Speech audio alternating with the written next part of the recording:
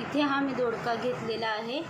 तर आता मी ह्याला सोलून घेते चाकूने, त्या अशा पद्धतीने।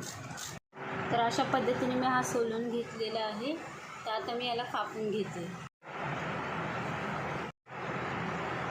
तर असा मी दोडका कापलेला आहे, या पद्धतीने कापून घ्यायचा।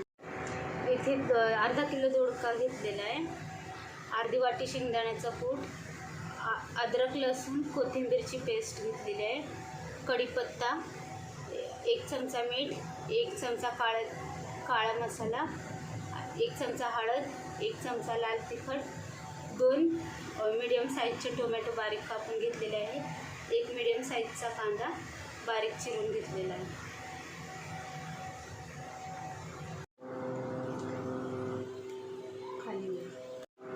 आता मी इथे कढई तापत ठेवलेली आहे, त्याच्यामध्ये मी आता तेल ओतते।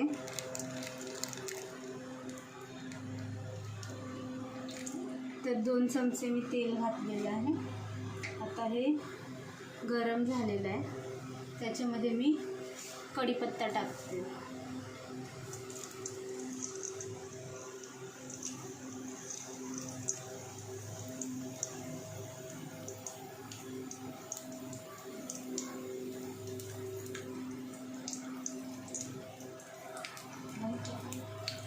आता यामध्ये मी कांदा टाकते।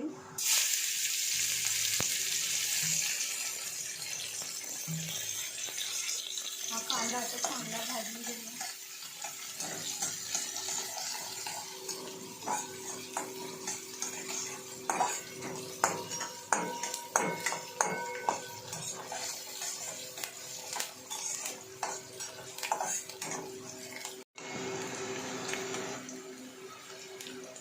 हा कांदा आता चांगला भाजलेला आहे। आता मी याच्यात टोमॅटो घालते।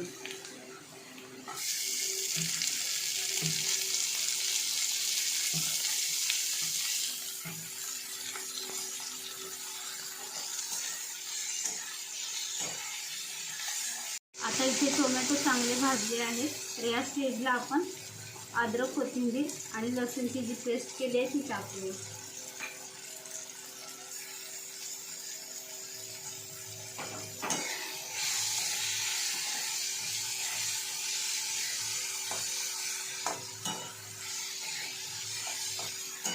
तर आता आपण यामध्ये हळद घालूया, 1 चमचा,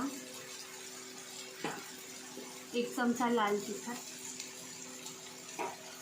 1 चमचा काळा मसाला, काळा मसाला नसेल तर भाजी मसालाही घालू, आणि हा चांगला आता भाजून घ्या। थोडंसं मीठ घालूया।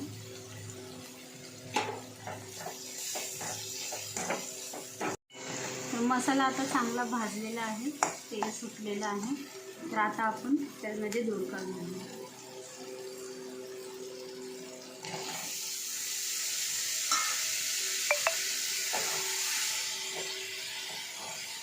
आणि हे चांगलं मिक्स करून घेऊया।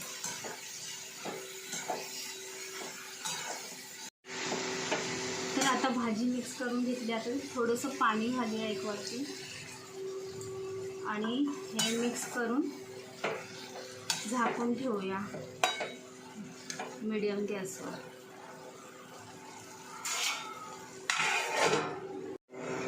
आता इथे दोडका अर्धा शिजून झालेला आहे, तर या स्टेजला आपण शेंगदाण्याचा कूट घालूया, मिक्स करूया। मिक्स झाल्यावर आता 5 मिनिटं आणि झाकून शिजायला ठेवूया।